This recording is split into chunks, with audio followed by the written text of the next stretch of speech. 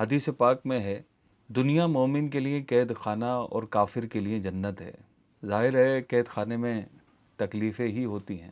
حضرت مولانا جلال الدین رومی رحمۃ اللہ تعالی علیہ نے کیا خوب ارشاد فرمایا ہے، ہست دنیا جنتاں کفار را، اہل ظلم و فسق آں اشرار را، بہر مومن ہست زندہ ای مقام، نیست زندہ جائے عیش و احتشام۔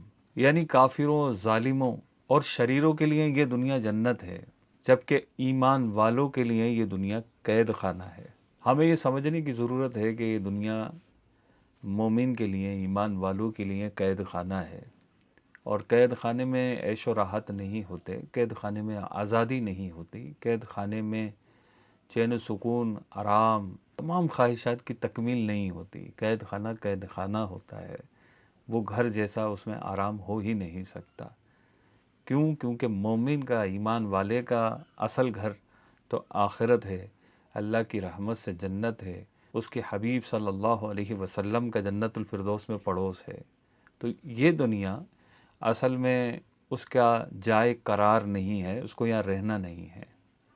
تو اس دنیا میں جب تک وہ ہے، وہ بطور قیدی ہے، اور جیسے ہی اس دنیا سے وہ انتقال کرتا ہے، وہ اس قید سے آزاد ہو جاتا ہے اور اللہ پاک کی بارگاہ میں حاضر ہو جاتا ہے، اللہ پاک کی رحمتوں سے حصہ پاتا ہے۔ مسلمانوں کو امتحان میں مبتلا فرما کر ان کے گناہوں کو مٹاتا اور ان کے درجات بلند فرماتا ہے۔ جو مصائب و آلام پر صبر کرنے میں کامیاب ہو جاتا ہے، وہ اللہ پاک کی رحمت کے سائے میں آ جاتا ہے۔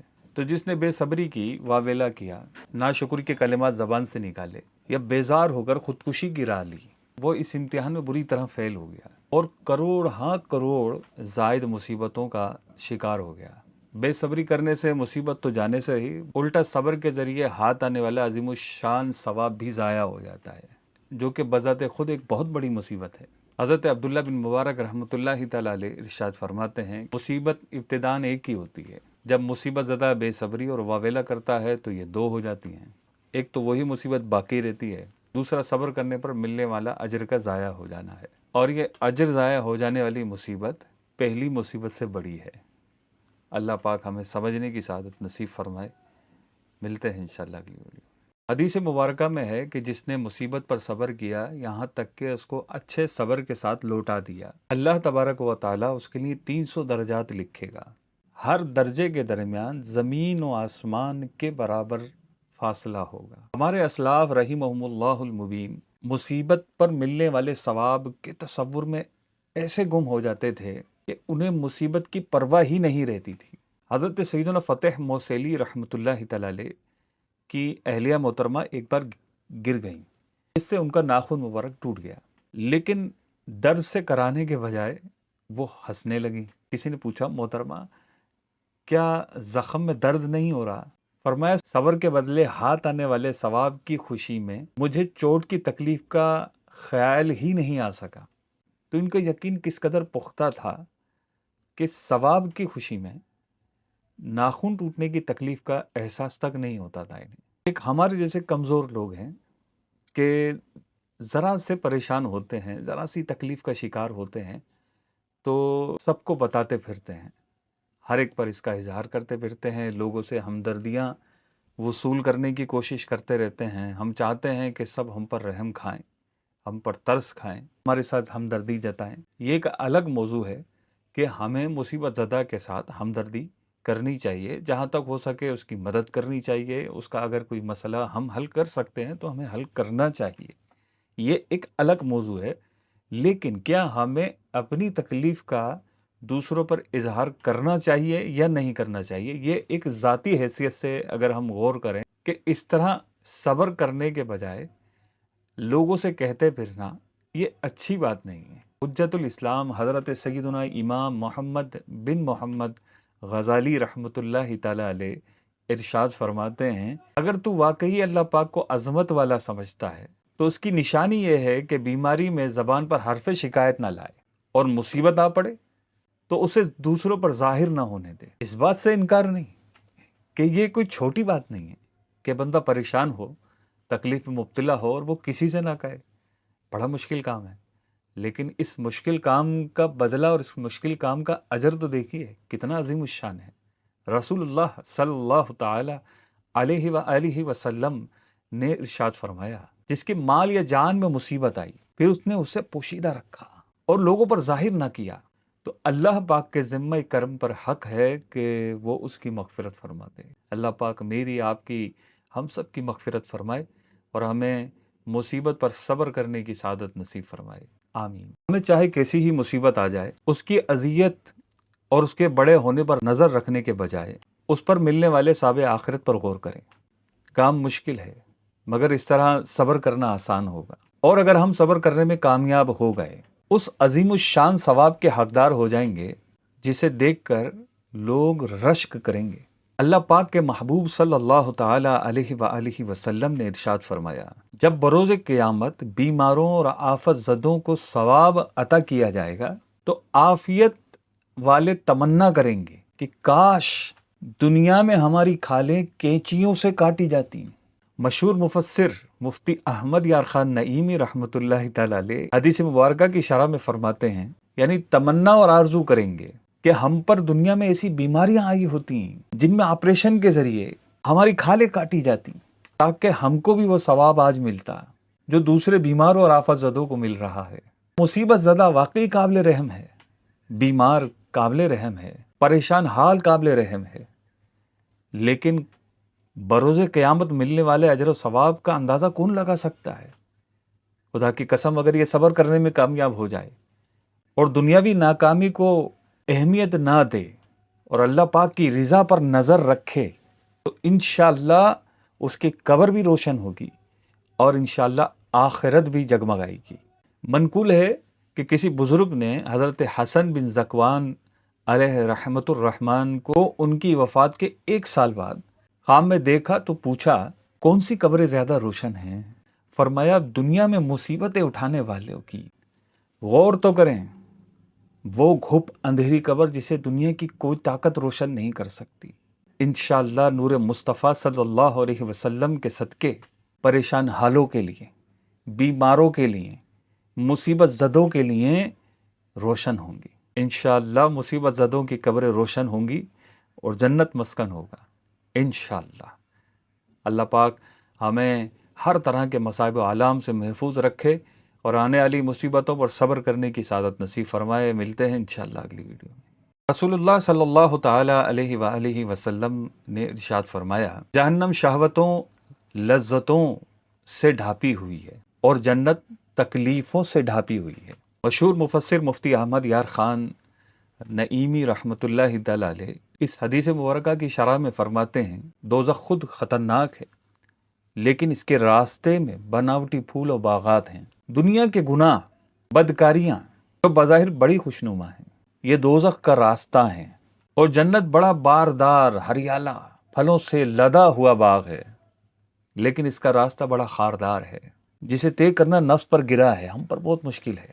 نماز، روزہ، زکوٰۃ، حج، شہادت جنت کا راستہ ہی تو ہیں۔ عبادات پر ہمیشگی، کبھی ترک نہ کرنا، شہوات سے علیحدگی، کبھی اس طرف نہ جانا، یہ ہم پر مشقت کی چیزیں ہیں، مشکل ہیں۔ یہاں شہوات سے مراد حرام خواہشیں ہیں، جیسے شراب، زنا، گانے باجے، حرام تماشے۔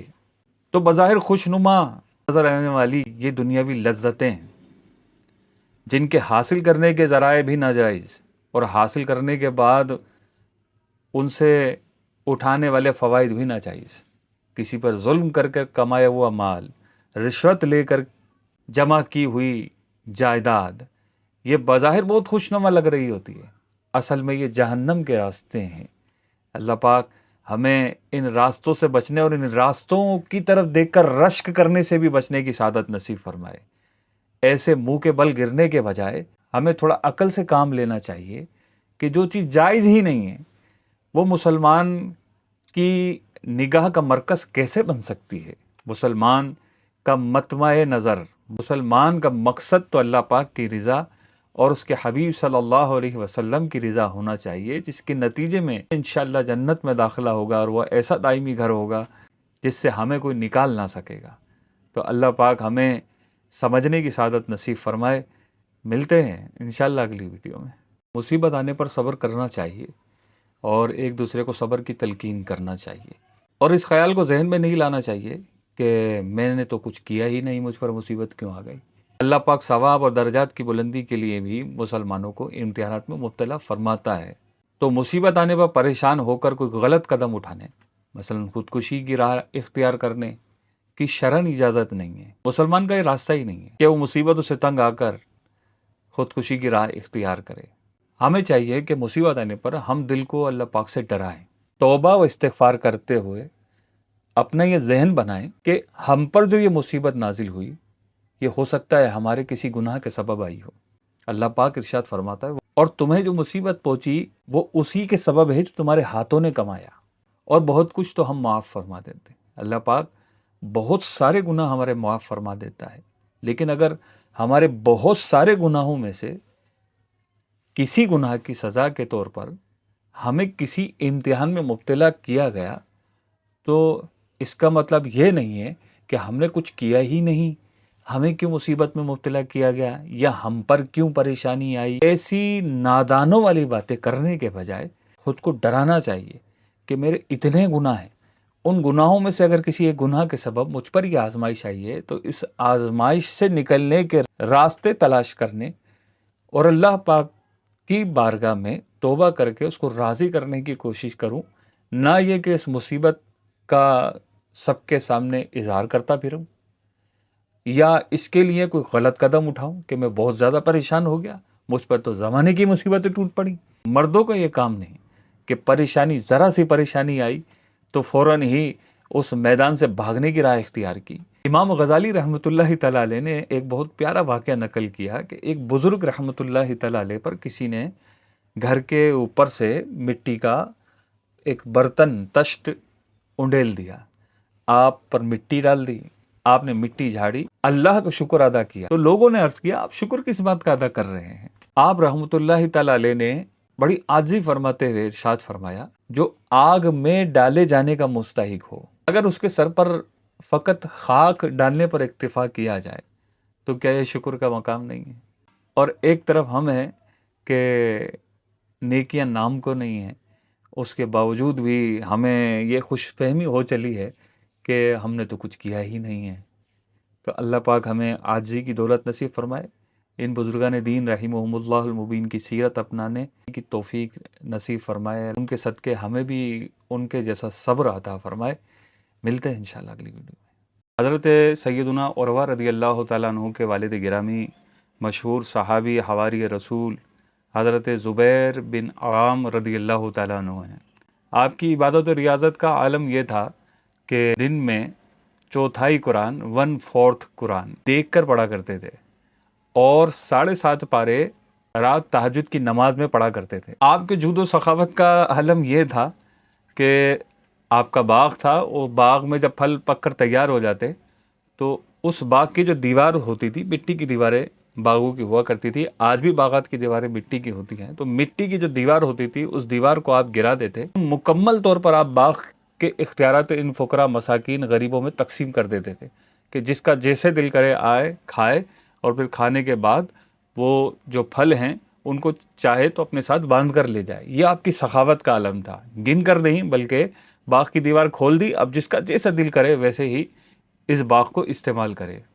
خلیفہ ولید بن عبد الملک کہا کرتا تھا کہ جس کو جنتی کو دیکھنا ہو وہ حضرت عروہ بن زبیر رضی اللہ تعالیٰ عنہ کو دیکھے۔ کس قدر پرہیزگار ہیں، کس قدر عبادت گزار ہیں، کس قدر سخاوت کرنے والے ہیں، اس کے باوجود بھی انہوں نے بھی آزمائشوں کا سامنا کیا، تکالیف پر صبر کیا اور اللہ کی رضا پر راضی رہے۔ ایک سفر میں آپ رضی اللہ تعالیٰ عنہ کے بیٹے آپ کے ساتھ تھے، وہ بیٹے اس سفر میں جہاں یہ پہنچے تو وہاں استول میں کسی چوپائے نے مار کر آپ کو شہید کر دیا۔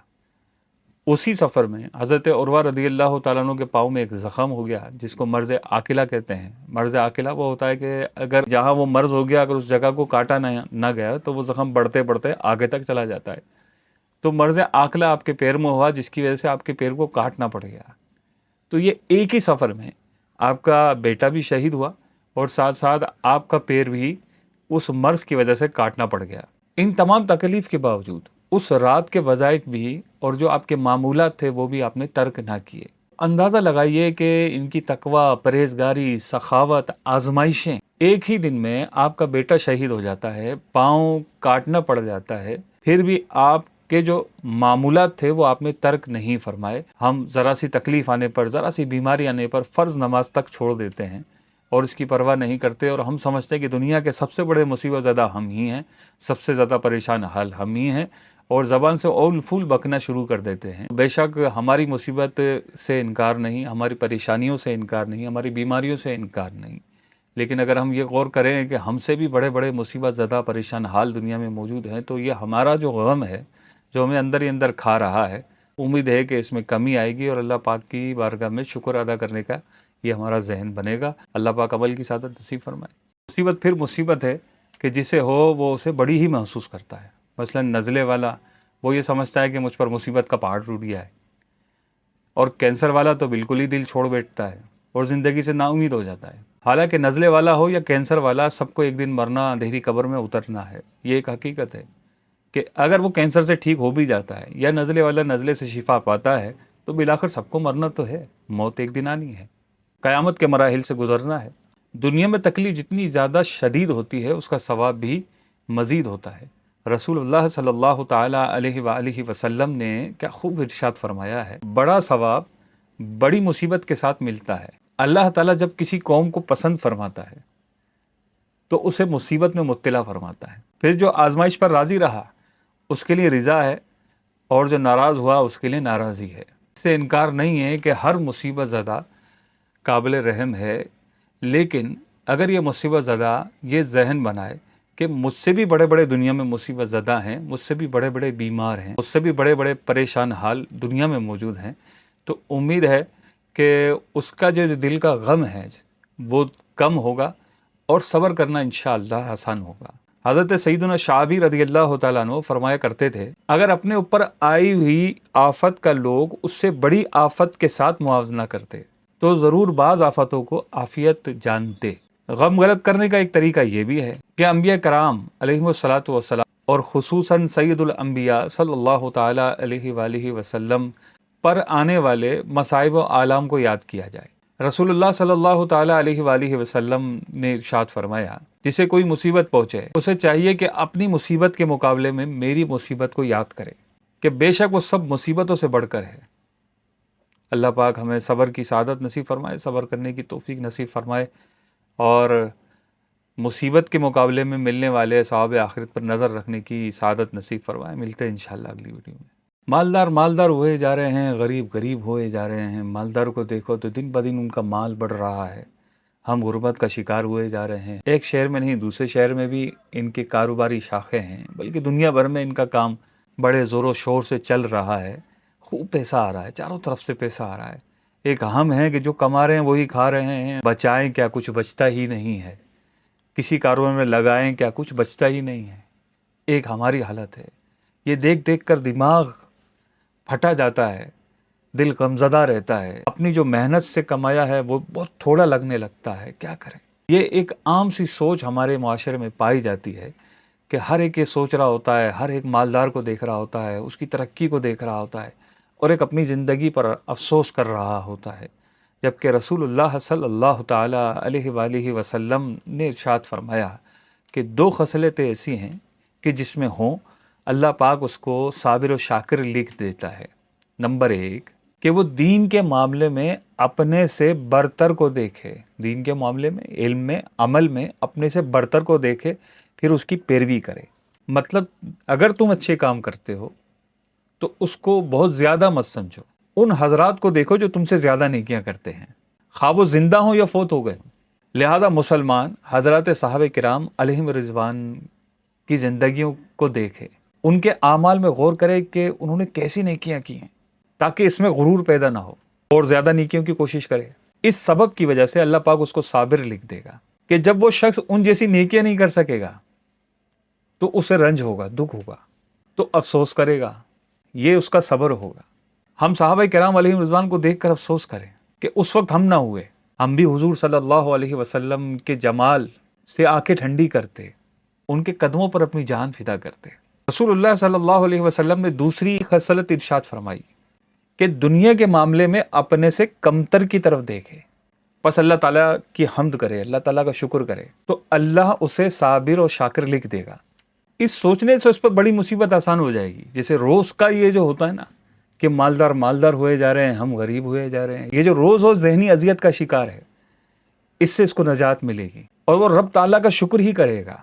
رسول اللہ صلی اللہ علیہ وسلم نے ارشاد فرمایا، اور جو دین کے معاملے میں اپنے سے کمتر کو دیکھے اور دنیا کے معاملے میں اپنے سے برتر کو دیکھے اور فوت شدہ دنیا پر غم کرے تو اللہ اسے نہ صابر لکھے نہ شاکر، بلکہ ایسے شخص کی زندگی حسد، جلن، کوفت یعنی دلی رنج میں گزرے گی۔ امیروں کو دیکھ کر جلتا بھنتا رہے گا کہ ہائے میرے پاس مال کم ہے، اپنی عبادت پر فخر کرے گا کہ میں تو نماز پڑھتا ہوں، فلاں تو نماز بھی نہیں پڑھتا، اس سے تو میں بہتر ہوں۔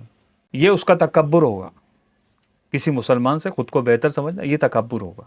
تو کس قدر غور کرنے کی بات ہے کہ ہم نے دینی اعتبار سے اپنے سے اوپر والے کو دیکھنا ہے اور دنیاوی اعتبار سے اپنے سے نیچے والے کو دیکھنا۔ بہت سارے مسائل کا حل ہے، آپ یقین کریں کہ دینی اعتبار سے اپنے سے نیک لوگوں کو دیکھے، ان کی سیرت کو دیکھے اور اپنے اعمال پر غور کرے تو نیکیاں کرنے کا ایک جذبہ بنے، اسے رنج ہو کہ میں ان جیسا کیوں نہیں بن پا رہا۔ اسی طرح دنیاوی اعتبار سے جو اس سے کم ہیں ان کی طرف دیکھے گا تو جو اس کے دل پر ایک رنج چھایا ہوا ہے دنیا کی کمی کا، وہ دور ہوگا اور یوں اس کی زندگی پرسکون ہو جائے گی۔ رسول اللہ صلی اللہ تعالی علیہ وآلہ وسلم نے ارشاد فرمایا کہ جو دنیاوی کمی پر رنج کرے، غم کرے، 1000 سال دوزخ سے قریب ہو جائے گا، اور جو دینی کوتاہی پر رنج کرے گا وہ جنت سے 1000 سال قریب ہو جائے گا۔ دونوں راستے بالکل واضح ہیں۔ ہم نے کس چیز پر رنج کرنا ہے، کس چیز پر غم کرنا ہے، کس چیز کی کمی کا رونا ہے، دونوں راستے واضح ہیں۔ رسول اللہ صلی اللہ علیہ وسلم کا فرمان میں نے آپ کے سامنے سنایا کہ دینی اعتبار سے رنج کرنا، دنیاوی اعتبار سے رنج نہیں کرنا۔ دنیا رنج کرنے کے قابل ہی نہیں ہے، اس بات کو سمجھنے کی ضرورت ہے۔ مفتی احمد یار خان نعیمی رحمۃ اللہ تعالی علیہ نے بڑی خوبصورت بات ارشاد فرمائی ہے جو یاد رکھنے سے تعلق رکھتی ہے کہ خیال رہے کہ دنیا میں ترقی کی کوشش کرنا منع نہیں ہے، بلکہ مالداروں کی مالداری پر رشک کرنا ممنوع ہے۔ تو بات سمجھنے کی ہے، اللہ پاک ہمیں سمجھنے کی توفیق نصیب فرمائے۔ ملتے ہیں انشاءاللہ اگلی ویڈیو میں۔ علم دین کی کمی کے باعث ہم ہر وقت غربت کا رونا روتے رہتے ہیں، پریشانی کا رونا روتے رہتے ہیں، جبکہ مال کا ہونا یہ بہت بڑی آزمائش ہے۔ مال کا ہونا یہ بہت بڑی آزمائش ہے۔ اگر غربت پر صبر کرنا نصیب ہو جائے، پریشانیوں پر، مصائب و آلام پر اللہ پاک کی رضا پر راضی رہنے کا ذہن بن جائے تو انشاءاللہ یہ غربت بری چیز نہیں ہے۔ بروز قیامت فقراء پر جو اللہ پاک کی عنایتیں ہوں گی وہ واقعی قابل دید ہوں گی۔ رسول اللہ صلی اللہ تعالی علیہ وآلہ وسلم نے ارشاد فرمایا، بروز قیامت فقراء مالداروں سے 500 سال پہلے جنت میں داخل ہوں گے۔ تو کتنا بڑا اعزاز ہے فقراء کے لیے کہ جن کے پاس کچھ نہیں ہے، تنگ دست ہیں۔ مالدار اپنا حساب دے رہے ہوں گے اور فقراء 500 سال پہلے ہی جنت میں داخل ہو جائیں گے۔ رسول اللہ صلی اللہ تعالی علیہ وآلہ وسلم کا فرمان غیب نشان ہے، جب قیامت کا دن ہوگا تو کچھ لوگ اپنی قبروں سے نکلیں گے تو ان کے لیے سبز پروں والی سواریاں ہوں گی، وہ ان پر سوار ہوں گے تو وہ انہیں اڑا کر میدان محشر کی طرف لے جائیں گی، حتیٰ کہ وہ جنت کی دیواروں کے پاس پہنچ جائیں گے تو فرشتے ایک دوسرے سے دیکھ کر پوچھیں گے یہ کون لوگ ہیں؟ پھر کچھ فرشتے ان سے جا کر پوچھیں گے کہ تم کون ہو اور کس کی امت ہو؟ وہ جواب میں کہیں گے کہ ہم امت محمدیہ صلی اللہ علیہ وسلم سے ہیں۔ فرشتے پوچھیں گے تمہارا حساب ہو گیا؟ وہ کہیں گے نہیں ہوا۔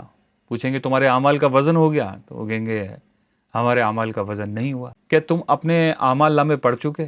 وہ کہیں گے نہیں۔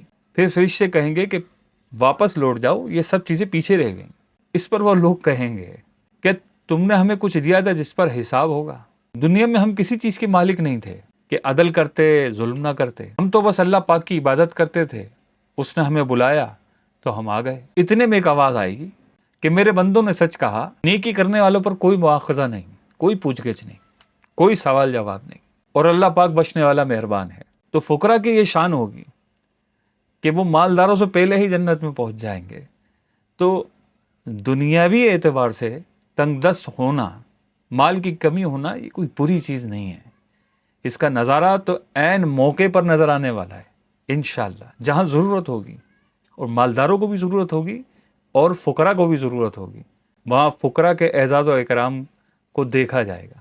اللہ پاک عمل کی سعادت نصیب فرمائے. ملتے ہیں انشاءاللہ اگلی ویڈیو میں. دنیا میں طرح طرح کے پریشان حال، مصیبت زدہ لوگ موجود ہیں، جنہیں دیکھ کر، جن کے بارے میں سن کر دل غمزدہ ہو جاتا ہے. لیکن اگر یہ لوگ اللہ پاک کے انعام و اکرام پر غور کر لیں تو انشاءاللہ ان کے لیے بھی صبر کرنا آسان ہوگا، اور ان سے متعلق لوگوں کے لیے جو آزمائش ہے ان پر اس کو ثابت قدم رہنے کی توفیق انشاءاللہ نصیب ہوگی.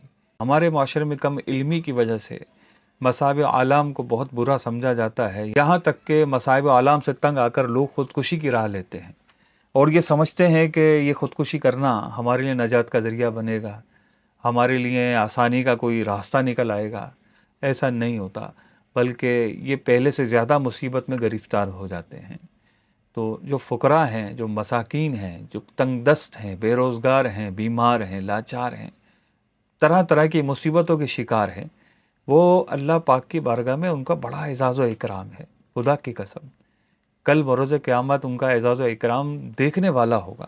رسول اللہ صلی اللہ تعالی علیہ وآلہ وسلم نے ارشاد فرمایا، قیامت کے دن ایک شخص کو لایا جائے گا، اللہ پاک اس شخص سے ایسے معذرت کرے گا کہ جیسے دنیا میں کوئی شخص کسی دوسرے شخص سے معذرت کرتا ہے. اللہ پاک فرمائے گا، میری عزت و جلال کی قسم کہ میں نے تجھ سے دنیا کو تیری بے قدری کی وجہ سے نہیں پھیرا تھا، بلکہ اس عزت و کرامت کے سبب پھیرا تھا جو تیرے لیے تیار کی تھی. اے میرے بندے، لوگوں کی ان جماعتوں میں جاؤ جس کسی نے بھی میری رضا کے لیے تمہیں کھلایا پلایا یا کپڑا پہنایا ہو، اس کا ہاتھ پکڑ لو، وہ تمہارا ہے. رسول اللہ صلی اللہ علیہ وسلم نے فرمایا، لوگ اس دن پسینے میں غرق ہوں گے اور وہ صفوں کو چیرتا ہوا ان لوگوں کو تلاش کر کے جنت میں لے جائے گا. رسول اللہ صلی اللہ علیہ وسلم نے ارشاد فرمایا، فقراء کو پہچانو اور ان سے بھلائی کرو، ان کے پاس دولت ہے. پوچھا گیا، حضور کون سی دولت ہے؟ جب قیامت کا دن ہوگا اللہ تعالیٰ ان سے فرمائے گا، جس نے تمہیں کھلایا ہو، پلایا ہو یا کپڑا پہنایا ہو، اس کا ہاتھ پکڑ کر جنت میں لے جاؤ. تو کس قدر خوش نصیب ہوگا وہ شخص کہ جب میدان محشر میں لوگ اپنے پسینوں میں ڈبکیاں کھا رہے ہوں گے، مالدار اپنا حساب دے رہے ہوں گے، اور یہ محتاج، تنگ دست، پریشان حال اللہ پاک کی اجازت سے میدان محشر کی صفوں میں داخل ہو جائے گا اور ان لوگوں کو ڈھونڈ ڈھونڈ کر نکالے گا جنہوں نے اس کی مدد کی ہوگی. تو یہ خود کس قدر اعزاز و اکرام والا ہوگا. تو یوں دل برداشتہ ہو کر اپنی زندگی سے ہارنے کے بجائے اللہ پاک کی رحمت پر نظر رکھتے ہوئے ہمیں زندگی گزارنی چاہیے. اللہ پاک ہم سب کا خاتمہ بالخیر فرمائے. ملتے ہیں انشاءاللہ اگلی ویڈیو میں.